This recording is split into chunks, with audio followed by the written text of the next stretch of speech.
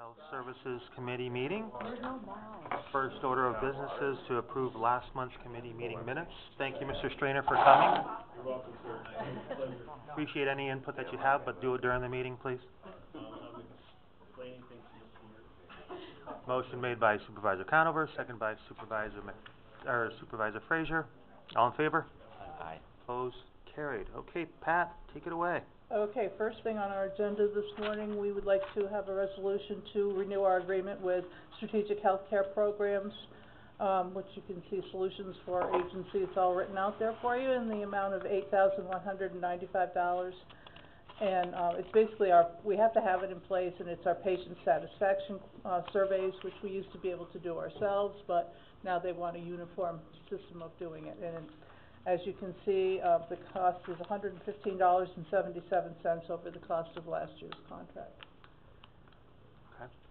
Motion made by Supervisor Conover, second by Supervisor McDevitt. Any discussion? All in favor? Aye. Opposed? Carried. Okay. Okay, we'd like to request committee approval to backfill our public health liaison position, which is basically created from a retirement. You can see the salary there. It's prorated to 24 hours. It is in the bargaining unit, receives prorated benefits. It's 100% funded, and it's grant dependent on continuing funding. And I've been through the whole process, so we're just at the point where we're looking for committee approval. Okay. Motion made by Supervisor Frazier, seconded by Supervisor McDevitt. All in favor? Aye. Opposed? Carried. Okay, we would like to request a resolution for a budget transfer to transfer funds from the disease program to bioterrorism to cover the cash out for the retiring person from the liaison position. Okay, motion made by Supervisor Conover, second by Supervisor Frazier. Any discussion on this? All in favor? Aye. Opposed? Carried. Okay, moving on, we'd like to request a resolution for a budget amendment to reflect the Ebola grant funding in the amount of $38,000. We had to submit a budget, so now we didn't realize we were going to get that grant, so now we have to amend the budget to be sure that the money's in there. Okay, motion made by Supervisor McDevitt, second by Supervisor Frazier. Sure everybody will be all in favor on this one. Opposed? Carried. Okay. Okay, we don't have any pending items this month. Moving on to information for discussion and review, you'll see our monthly report for emergency response and preparedness. And we did have our big emergency preparedness drill this this month, which was one of the deliverables. And I think it went very well. Was Dan Durkee, our emergency preparedness coordinator, senior health educator, did a really, really good job. He spent a lot of time on it, and that was a good combination of that position, from health educator to dual roles. So, I know some people did walk through, so they saw that it was real. Mr. Sokol went through. So. I think I won the trophy 10 times. The winning record. Anyway, so that was that. Regarding the status of referrals, you can refer to attachment number 4 for the detailed report. Sharon, do you have any? No, we're holding our numbers. We're still the preferred agency within residential Warren County. Doing well. Regarding the animal control situation that we have been talking about for the last couple of months, we did have a second meeting, and we are hopeful that by next month we'll be able to report that we have a document.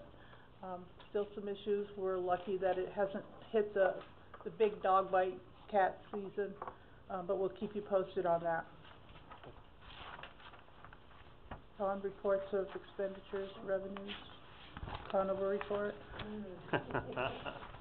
Attachment number 2 is our current status for 2015, and we're pretty much on target, and we're in revenues showing both January and February. We've closed February now. Our salaries at this point are a little over $16,000 less than they were at this time last year. We're at 17.72% of the budget in salaries this year, and last year we were at 18.81. So, like I said, slightly under. Attachment number 3 is the one that compares last year at this time of the meeting to this year, and you'll see that expenses, we're, slightly under a little bit this year right now, and that's, half of that is, really with the payroll issue. And revenues, we look higher, but that's because last year at this time, we didn't have February posted yet, but otherwise, we're pretty much on target as last year. Any questions? Okay.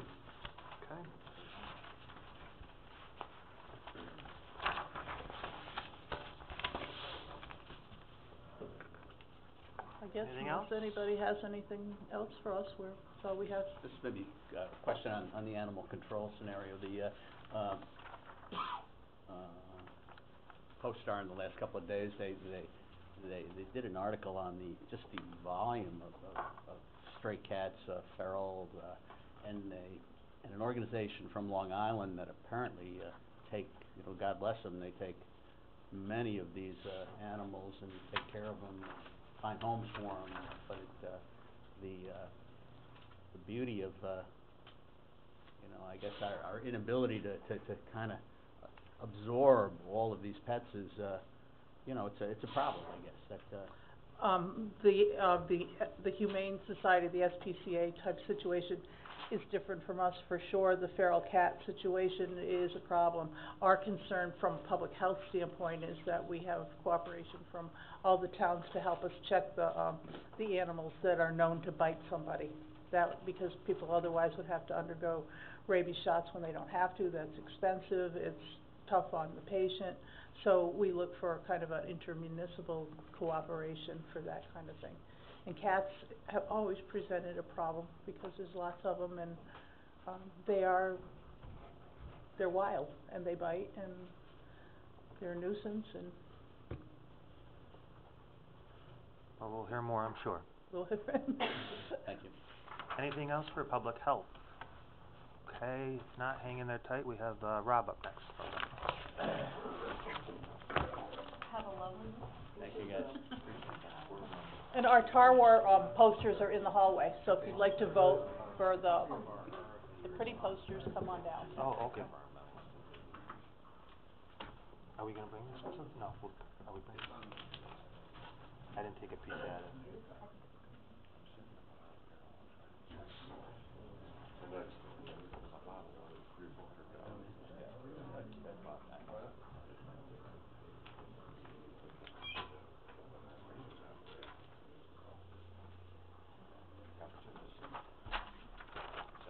These are extra copies for who's back there, there's some coming down.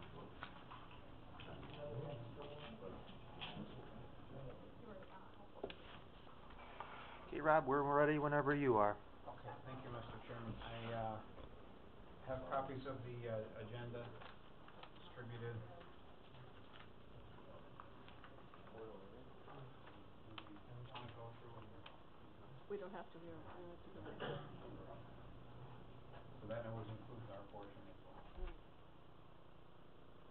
Okay, so first item then that we have for the agenda is a request to approve a resolution for a 2015 budget amendment to add, to receive $25,000 from the New York State Office of Mental Health for expansion of a home-based crisis intervention service through Parsons Child and Family Center. This is something I talked about earlier this year, and we put this through at $100,000, but the funding this year is coming through at $125,000, so I need to add the additional $25,000. The $100,000 figure will be an annualized figure. So they included some additional funding for startup for the program. Okay, motion made by Supervisor Conover, second by Supervisor Frazier. All in favor? Aye. Opposed? Carried. Okay, item 2. Item 2 is a request to approve a resolution for a 2015 budget amendment for $1,009. This is funding received from the New York State Office of Alcoholism and Substance Abuse Services. This is designated for a 2% direct care worker COLA, and will be passed through to the Council for Prevention for their direct care staff. Okay. Motion made by Supervisor McDevitt, seconded by Supervisor Frazier. All in favor? Aye. Opposed? Carried. Item number 3 is a request to approve a resolution for 2015 budget amendment, for $14,469, for expansion of, crisis respite services, through a contract that we hold with Wait House. This is for children and youth with serious emotional disturbance, and, this is additional funding that we've received this year. Okay. Supervisor Conover, seconded by Supervisor Frazier. Discussion? All in favor? Opposed? Carried. This is associated with the same funding. Item number 4 is a request to amend the contract with Wait House, for that funding. Okay. Supervisor Conover, seconded by Supervisor McDevitt. All in favor? Opposed? Carried. And then the last item is, Children and Youth Mobile Crisis Services RFP bid award. We had an opening yesterday on an RFP that we had out for, Children and Youth, Mental Health Mobile Crisis Team. We had received, some funding from the New York State Office of Mental Health, to develop, mobile mental health crisis services. It's actually a tri-county program, but Warren County is serving as the lead on this. Funding is flowing to us, but it's to serve individuals in Warren County and Saratoga counties. We received one, proposal, and the proposal received was from Parsons Child and Family Center, and I reviewed it last night. This proposal is, very much in line with the specs of the RFP, and given the fact that we don't have multiple proposals, you know, to really examine and compare and contrast, et cetera, I'd like to propose a request to, approve a budget amendment, for the funding, to put this into their contract line, and then, request for a, resolution to, develop a new contract, with Parsons Child and Family Center for this, service. Okay, motion to get it on the floor, please. Made by Supervisor McDevitt, seconded by Supervisor Frazier. Any discussion on this? This program, is this unique to us, or is it just, take place in other counties around the? Well, many counties have mobile crisis services. We have traditionally, you know, historically not had this service available to us. So it's really, a positive thing that we're able to get some funding to do this. The Parsons that has proposed to do this service is currently operating this service in the Capital District. They offer this service in Albany, Rensselaer, and Schenectady currently. And, so they have experience, they have the administrative structure in place, and, I looked through the proposal last night. It was a strong proposal. Very much in line with the RFP specs. So when will it be operational? That's to be determined. I mean, they would have to, you know, recruit staff, hire staff, et cetera. So sometimes that can cause some delays, but hope to move it along as quickly as we can. Any other questions? Not all in favor? Opposed? Carried. Anything else, Rob, or anybody have any? Other than just to ask, does that cover both resolutions, the budget amendment and the, request for the new contract, just the one vote, or do Yeah. we need separate votes? Okay, very good. Okay. That's all. Okay, thank you, Rob. Okay, Lloyd has been patiently waiting back there.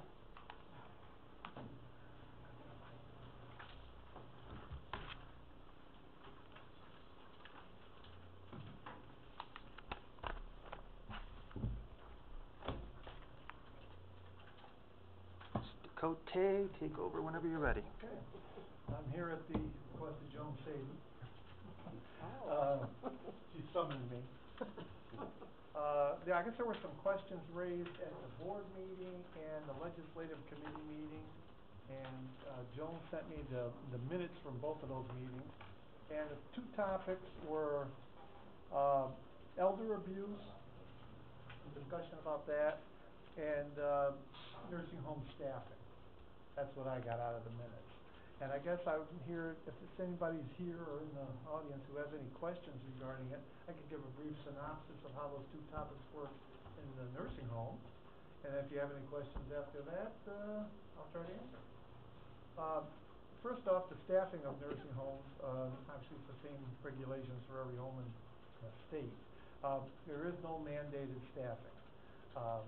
when they started the case mix, project, back quite a few years, they came up with some time-sensitive items. They had basically almost stopwatches on people, and you'd take care of someone, you'd go in and you'd hit the clock, and you'd do, incontinent care, you'd do a feeding, you'd do whatever. So they come up with some general numbers of how long it took to do something. And that's how they based, the case mix on those things. They're a little dated and whatnot, but, our case mix, I think you remember when I got there, was a .87, which is very low, probably one of the lowest in the state of New York. That means you were taking care of people that either were very light care, or you weren't capturing what you were doing for them. And I think that was probably more of the problem. Proprietary companies are very sensitive to making sure they capture everything they're doing, whether it's ambulating, feeding, range of motion, you name it, they capture it and get credit for it. Westmount probably wasn't at that stage of the game. Right now, we haven't really changed our programming too much, but we've gone from a .87 to 1.01. And this is probably just doing better documentation, better capturing of what you were basically doing anyway, you just weren't getting credit for it. We take care of basically the same population now. There isn't any, great differences. We haven't added any services or anything of that nature. So the staffing, when I came, basically, we're lucky we have two 40-bed units. And everything is almost based on a 40-bed unit, so we're kind of lucky there. Our census has been running anywhere from 73 to 78 in that mix. So we're not full all the time, but, it's almost broken out evenly on each end. The staffing that we're using right now is, 5 on days for a 40-bed, 5 on evenings, and 2 at night for CNAs. And nursing, you have a unit manager, on each unit during the days, 2 LPNs, pretty much for med pass and treatments, and 2 LPNs on evening. And at night you have 1 LPN just because of the nature of the beast. There isn't that much going on. Most of your routine meds and everything are days, and evenings were required. So our staffing, as you say, nothing is mandated, but this works for the case mix population we have. Now, if you were running a real subacute unit, where you're taking people in for 2 weeks, the typical knee replacement, hip replacement, that type of thing, the needs of that population and the therapies that go on and all that, your staffing naturally goes up a little bit. Your cost of therapy goes up a ton because they're the ones utilizing the service. So as far as staffing goes, I think we're right on target. If you look at the 5-star rating for our facility, there's different categories, but under RN hours, we're a 4, which is almost at the top. So we're not short by any means. And if you have any questions, I'd be happy to address them, but I'm not sure exactly what the questions were during these other meetings. I guess maybe I would have a question in terms of, there's a 5 for the daily shift, and then the second shift is in your opinion adequate and sufficient to do the job. Now, would, assuming another provider takes over, would did Kenny give us the impression that at some point during that discussion he made a comment that he thought if he were running the operation, his number would be higher than your improvement number. You're talking the case mix number? Yes. Possibly it would be, because they have the education, they have the resources. We're basically over there by ourselves. And, for years I worked for a company that had a central office.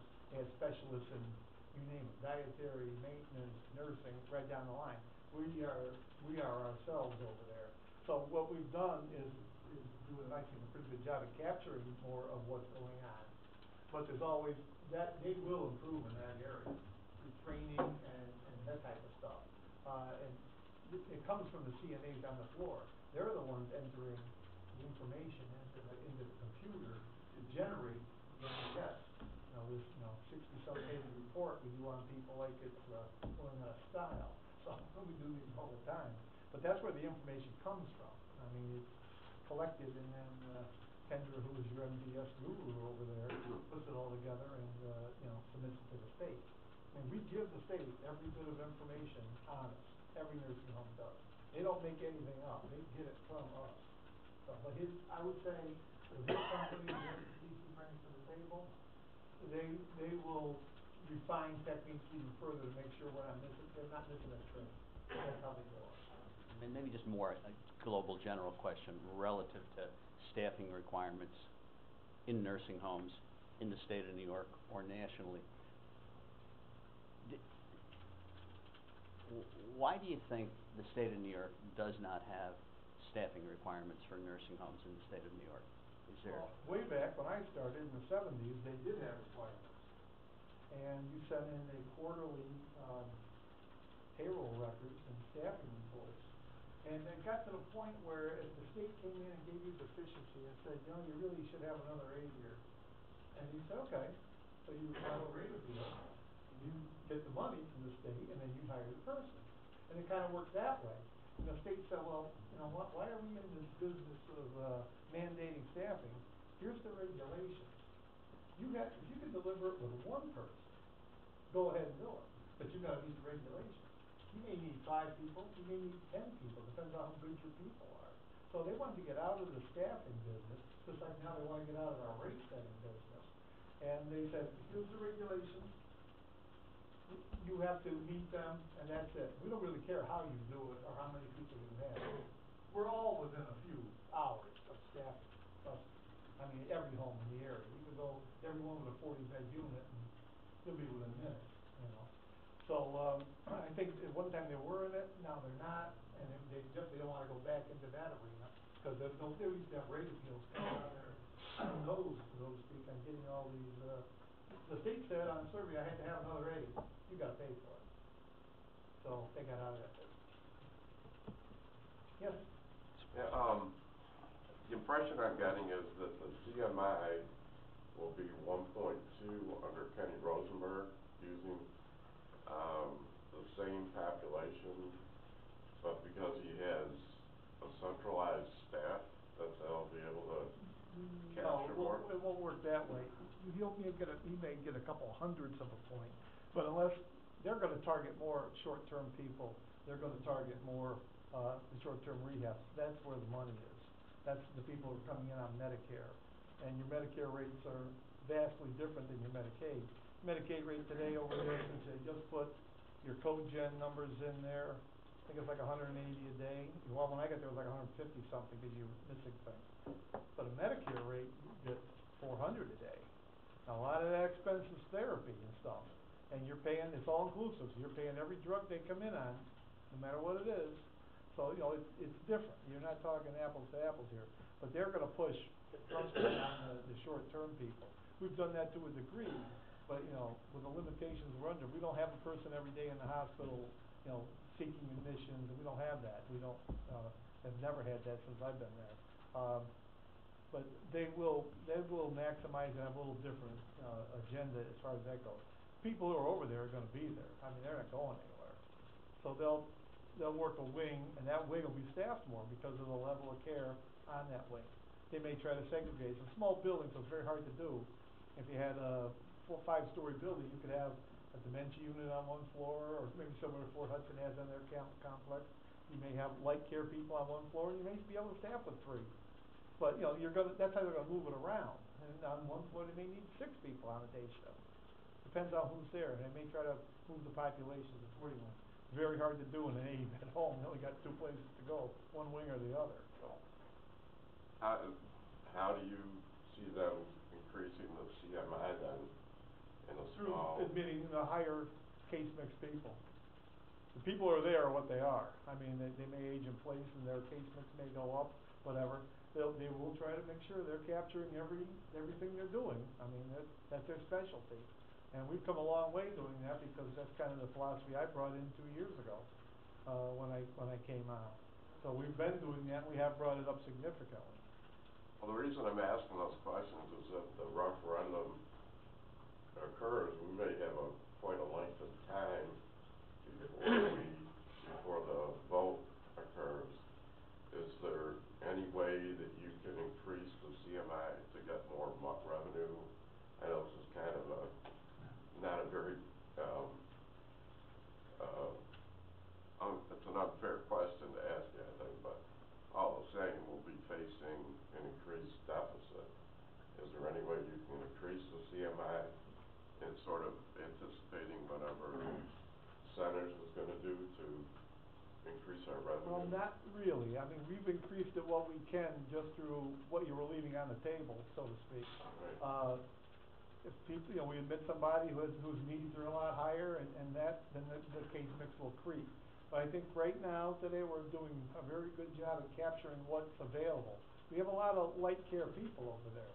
I mean, we don't have, they may be confused, they may be incontinent, they may be whatever, but they're not heavy care people. We don't have a lot of wounds, we don't have wound vacs, we don't do IVs over there.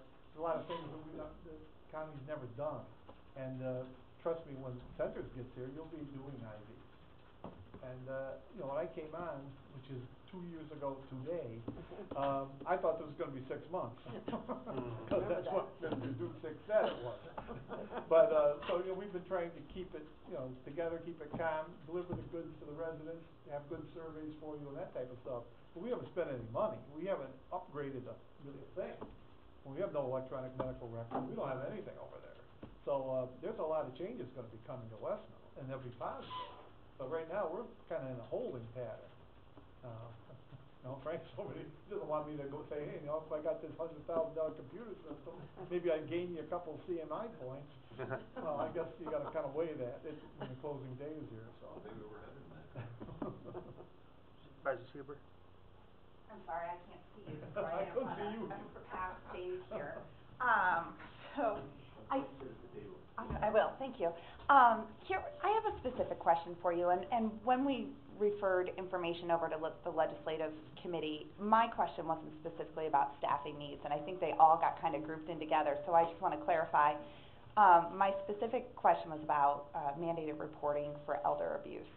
And when I look at a cursory search, I can obviously go to the National Elder Care Locator, and they offer a 1-800 number. So if we're concerned about our elderly, we can call this 1-800 number nationally, whether they live in Florida or California, and we can get someone who will put us in contact with the appropriate division in our state.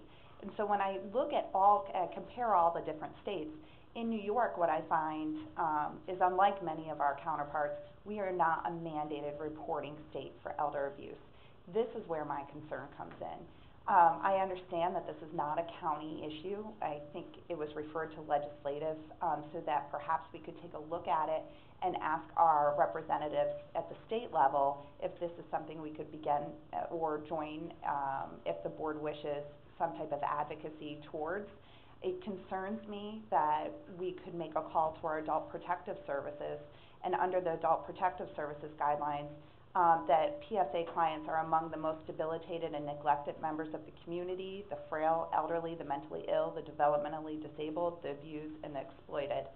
To me, it makes sense to have mandated reporting guidelines for elder abuse, and I was just wondering what your thoughts on that were, either in conjunction with the nursing home or separate and apart from, and is this something that perhaps the county would be benefiting from in terms of our elders benefiting from, not our county, because really what it will require for the state is more work, which I think is time well spent and money dedicated to a service that's frankly very much needed. All right, well, it's basically two separate things. We'll talk about the one I have control over, and that's in the nursing home. Once again, every nursing home is under the exact same regulations. We have the resident abuse, mistreatment, and neglect laws, and they've been on the books for many years.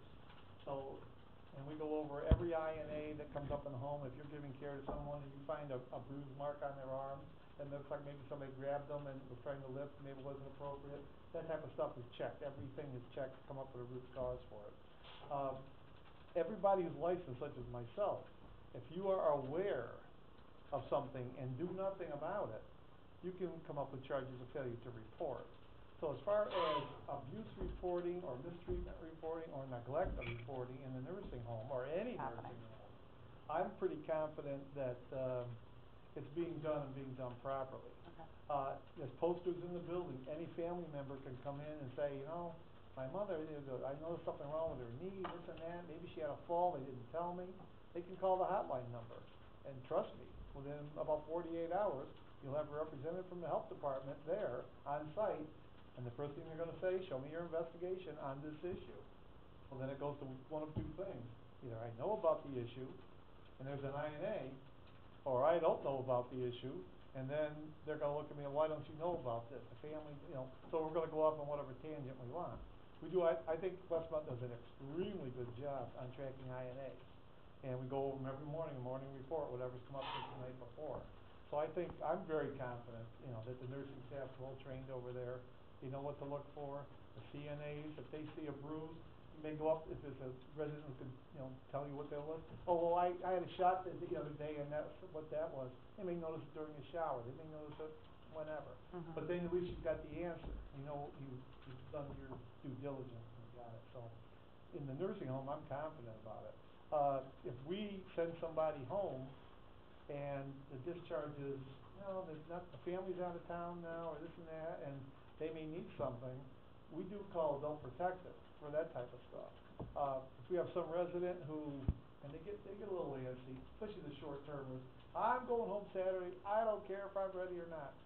Well, they got their rights to do whatever they want. We can counsel them and tell them the problems and whatever. But if we think they may be going home to an unsafe situation, adult protective will get called just to let them know that she's going home. She probably should have stayed a few more days, but she wasn't staying. And so, you know, we handle things differently depending on what it is. So not to interrupt, but just to clarify, so that's the policy of Warren County in terms of Westmount, in calling adult protective. It is not, while it might be mandated under your leadership, it is not mandated under the state of New York. It's not a mandate anywhere correct. for that. Similar to child abuse. It doesn't rise to that same level, whereas some other states do. And that's really what I was getting at, is that I would like to see some legislative changes and support for mandated reporting of elder abuse in the same way that we do child abuse. If we suspected any elder abuse of that nature, I'm talking, you know, adult protective more or less, maybe not safe situation. I don't think anybody's abusing them intentionally. Right. But, you know, were they gonna be able to light the stove and this and that, you know, things of that nature. If we thought there was a real problem, we'd call the police. Right. We'd call 911. So. Mhm. Just basic again. Well, that's very helpful for me to know more about that as it relates to Westmount and what we're requiring of our employees, and also what is required under the state and DOH. And I think it was incredibly helpful for me to also know how easily accessible that hotline is and email is. I mean, it's really out there for people. I guess I would still ask you, Mr. Chairman, if possible, maybe it's something we could speak with our assemblyman and senator about, and where that stands at the state level, if there has been some interest in looking at some mandated reporting on elder abuse. We're meeting legislative next Wednesday, correct? Is that on the, It's not, because it was referred from legislative back to this committee, that's why. Okay. I think there was some confusion that they were I think two in the there was, yeah, same. yeah. And I just had a Yeah. specific question about Yeah. our. Actually, I do have to call Assemblyman Steck for something anyway, so I will mention that. That would be great, thank you. Thank you. Supervisor Conover? Thank you, Mr. Chairman. Lloyd, how long have you been in this business? 43 years. 43 years. I have to say, I can't imagine having gone through these last couple of years without you in that position. You're kind of really the quiet company at these meetings, but I think Stillwater runs deep, and I think that you have done just a remarkable job on our behalf and on behalf of the residents of Westmount. That out on the record, and we certainly very much appreciate your extending yourself to help us during this period. I know you did you come out of retirement? Kind of. Quasi-retirement? But now I've got Medicare and I'll be getting Social Security. So we do very much appreciate you extending yourself and your family allowing you to extend yourself to help us and help the residents of Westmount.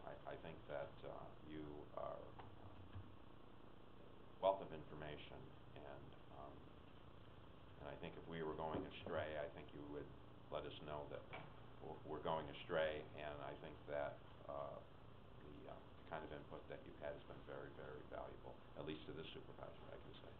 Thank you very much. I just have to reiterate, you've got a lot of good people over there, and a lot of them were there when I got there. And we've kept a lot of them. We've lost a few good ones.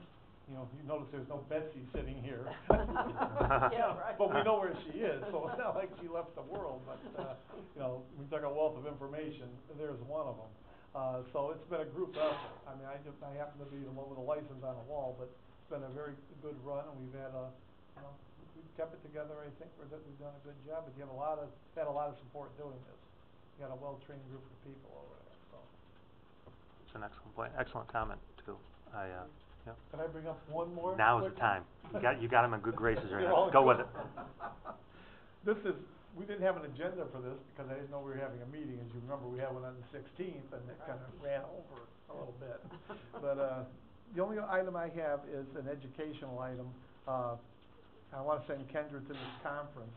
It is in New Orleans. It does cost about $3,000, but it is within our budget, which goes to the end of May. I may want to throw that out again. You may want to look a little further at the end of May for me, but Kendra is the person who does the case mix. Kendra is the person that's probably made you $250,000 this year, single-handedly. Kendra doesn't really have backup. She's kind of like Betsy. They're a department of one. They're the expert in what they do. There is no backup for them. But I want to send Kendra to this because Kendra is going to be the person who does all your Office of Medicaid Inspector General audits, all the Medicare audits, all the RAC audits. When we're sold, she'll be your go-to person because you still will have audits based on all the MDSs we're submitting. So this is like an investment. One Medicare claim that's reversed by them could easily be, you know, you figure it out, $400 a day, 2 weeks stay. Just one would cover the cost of this entire, you know, seminar. So I'd like to send her this it's in May. She always comes back with a lot of information for us. This may be how we refine our case mix a little more while we still have it, to crank in a few more bucks, which would easily cover the cost of the seminar. And she's our expert. She's certified by the feds, and she is our go-to person. So I'm presenting it as a motion to authorize me to send her to this seminar 3rd of May to the 8th of May. How's the committee feel?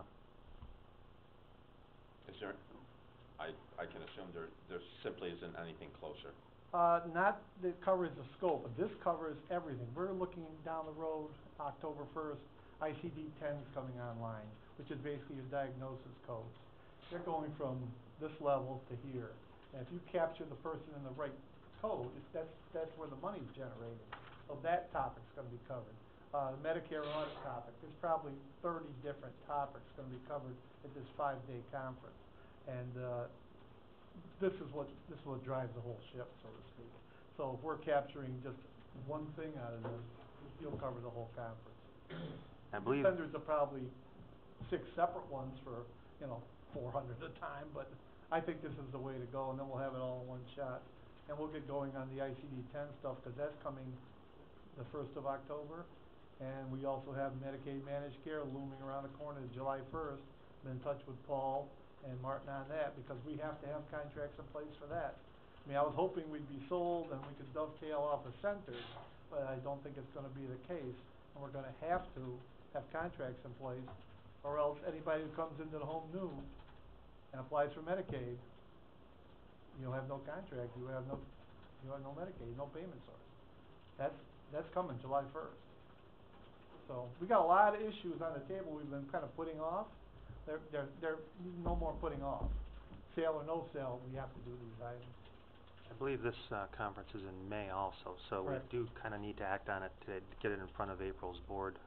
I guess I just have one question. Then do we foresee her as being a person, we send her to school, get all this education, and we do sell, will she be a person that you think they would be keeping on? Oh, yes.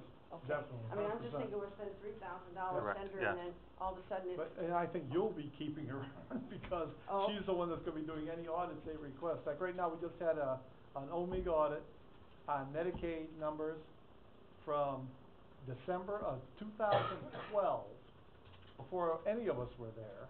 And they're auditing what Jen Rainville did on MDSs. And Kendra put it all together, and it wasn't even her work. And the two auditors from the state said this was the most organized, program they'd come in.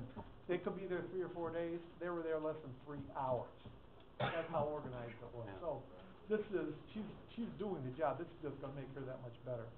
And, I don't think they had any problems with it, they could've just as well, found something that wasn't there, but Kendra had it organized the way it has to be, and we took care of it.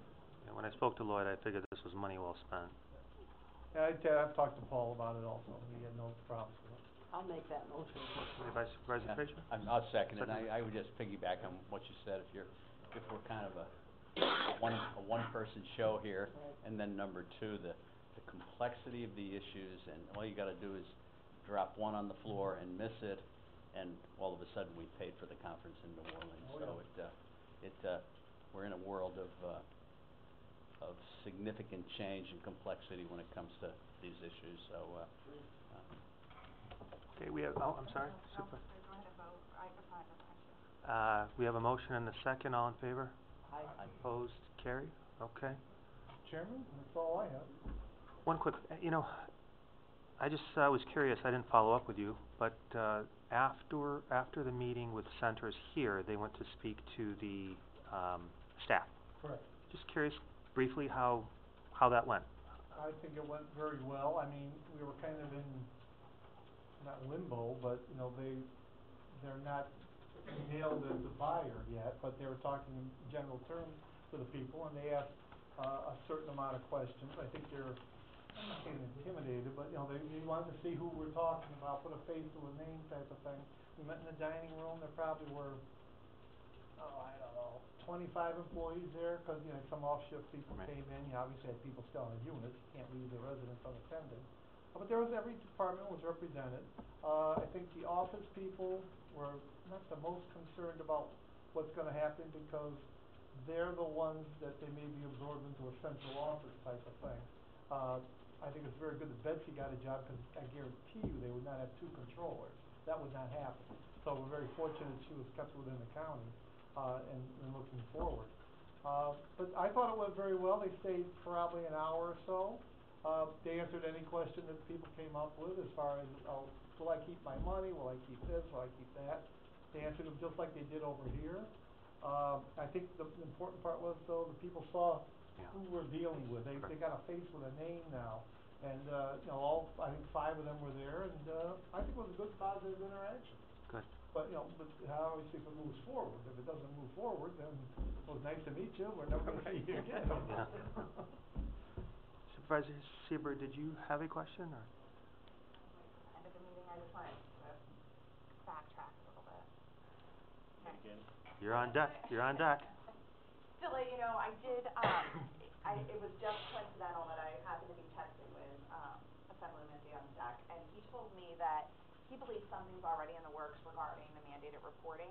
If that is the case, he's gonna look into it and get back to us. I would just ask, legislative if it would be possible to, either send a letter of support or, just discuss that as a. That's good, 'cause I really did not wanna talk to him. he did mark out what time and date for you, though. Well, I did tell him you'd still be, but, not to, much yourself. Okay, anything else for Lloyd or for, Health Services and Okay, if not, motion to adjourn, made by Supervisor Conover, second by Supervisor Frazier, all in favor? Thank you very much for Opposed? coming. I can work. We do appreciate all the work you do. Joe tells me to come. You figured I you better come. be here, right?